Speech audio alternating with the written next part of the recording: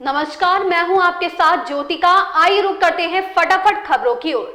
मालवीय ने दावा किया कि सीसीपी प्रतिनिधिमंडल ने सुझाव दिया कि कांग्रेस के नेतृत्व वाली तेलंगाना सरकार को भी शांति वार्ता के लिए संघर्ष विराम के लिए जोर लगाना चाहिए। राहुल गांधी ने भी कथित तौर पर इस पर विचार करने का आश्वासन दिया है। राहुल गांधी ने हाल ही में कोऑर्डिनेशन कमेटी फॉर पीस के सदस्यों से मुलाकात की। भाजपा ने इस पर सवाल उठाए हैं। भाजपा नेता अमित मालवीय ने सोशल मीडिया पर साझा एक पोस्ट में राहुल गांधी के सीसीपी नेताओं से मुलाकात पर शंका जाहिर की। उन्होंने लिखा कि ऐसे समय में जब भारत नक्सलवाद के खिलाफ निर्णायक लड़ाई लड़ रहा है, ऐसे में राहुल गांधी का माओवादी समूह के शुभचिंतकों से मिलना परेशान करने वाला है।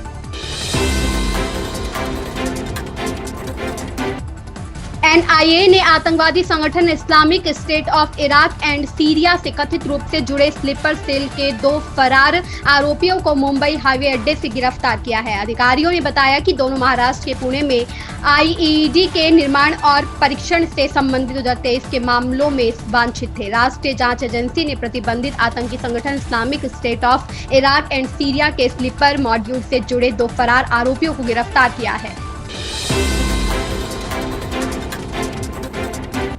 भाजपा नेता शहजाद पूनावाला ने कहा, कांग्रेस अपने पार्टी नेताओं पर भरोसा नहीं करती। डॉक्टर शशि थरूर ने लगातार पाकिस्तान के नैरेटिव को विफल किया है और इंडिया फर्स्ट की अवधारणा को पेश किया है, लेकिन कांग्रेस ने देश से ज्यादा अपनी पार्टी को प्राथमिकता दी और संदिग्ध नामों को आगे बढ़ाया, जिनमें वह लोग भी शामिल हैं जिनके चुनाव के दौरान पाकिस्तान जिंदाबाद के नारे लगे थे। कांग्रेस की क्षुद्र मानसिकता का उदाहरण है। डॉक्टर शशि थरूर ने कहा कि वह देश की सेवा के लिए हमेशा उपलब्ध है। इसका मतलब है कि उन्होंने भारत को कांग्रेस के ऊपर रखा है।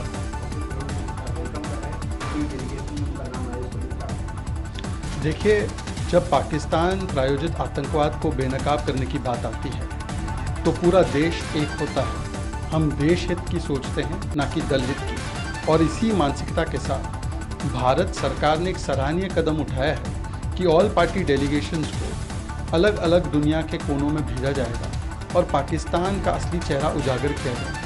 इसमें हम दल नहीं, हम देश के हित को, राष्ट्र हित को सर्वोपरि रख रहे हैं। परंतु दुख की बात यह है कि कांग्रेस पार्टी को अपने ही नेताओं पर भरोसा नहीं है। जो डॉक्टर शशि थरूर लगातार पाकिस्तान के नैरेटिव को ध्वस्त कर रहे हैं, भारत प्रथम का परिचय दे रहे हैं, कांग्रेस ने देश फर्स्ट के बदले दरबारी फर्स्ट कर दिया। सरकार पहलगाम में आतंकवादी हमले के जवाब में चलाए गए ऑपरेशन सिंदूर के बाद आक्रामक राजनयिक अभियान के तहत वैश्विक मंच पर भारत के पक्ष को मजबूती से रखने और पाकिस्तान प्रायोजित आतंकवाद को बेनकाब करने के लिए अगले सप्ताह से विभिन्न देशों में कई बहुदलीय प्रतिनिधिमंडल भेजेगी। वैश्विक मंच पर भारत के पक्ष को मजबूती से रखने और पाकिस्तान प्रायोजित आतंकवाद को बेनकाब करने के लिए अगले सप्ताह 7 सर्वदलीय प्रतिनिधिमंडल विभिन्न देशों का दौरा करेगा। इन सर्वदलीय प्रतिनिधिमंडलों में शामिल सांसदों में सबसे अधिक चर्चा कांग्रेस सांसद शशि थरूर के नाम की हो रही है।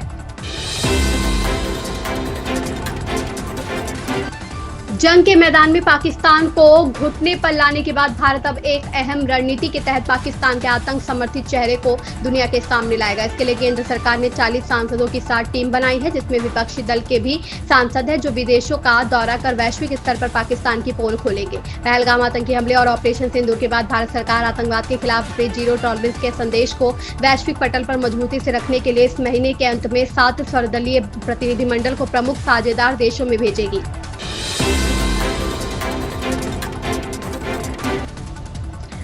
वाईएसआरसीपी के नेता बी सत्यनारायण ने बयान जारी कर सीएम पर आरोप लगाए हैं। उन्होंने कहा कि सीएम चंद्रबाबू नायडू बदले की राजनीति कर रहे हैं और राज्य के प्रशासनिक ढांचे को नुकसान पहुंचा रहे हैं। रिटायर्ड अधिकारियों के खिलाफ झूठे मामले दर्ज किए जा रहे हैं। आंध्र प्रदेश में 2 पूर्व नौकरशाहों की गिरफ्तारी पर प्रदेश की राजनीति गर्मा गई है।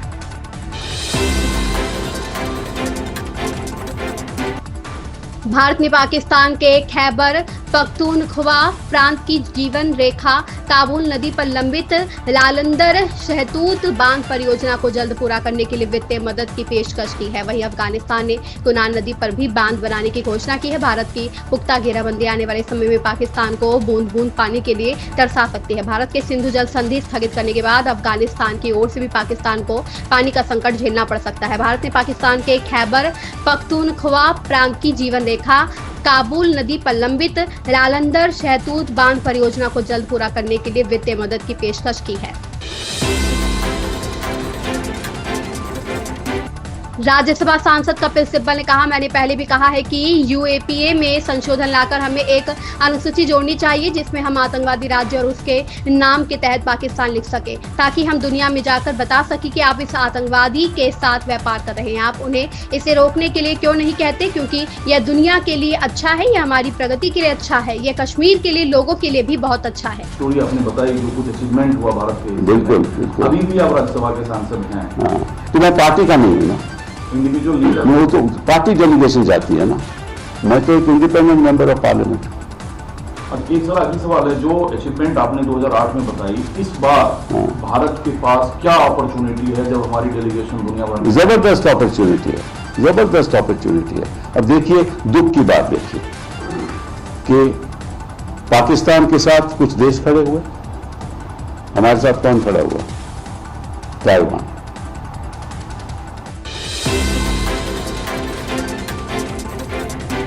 भाजपा नेता पवन शर्मा ने पाकिस्तान के प्रधानमंत्री शहबाज शरीफ पर क्षेत्रीय शांति के लिए खतरा पैदा करने और चरमपंथी हिंसा को बढ़ावा देने का आरोप लगाया। भाजपा नेता व पूर्व राज्य सचिव पवन शर्मा ने पाकिस्तान पर क्षेत्र में शांति के लिए खतरा पैदा करने का आरोप लगाया। उन्होंने कहा कि पाकिस्तान के प्रधानमंत्री शहबाज शरीफ वहां पर चरमपंथी हिंसा को बढ़ावा देने का काम कर रहे हैं। भाजपा नेता ने कहा कि ऑपरेशन सिंदूर में जिन आतंकवादियों को ठिकानों को भारतीय सेना ने ध्वस्त किया, उनको पाकिस्तान सरकार मुआवजा दे रही है।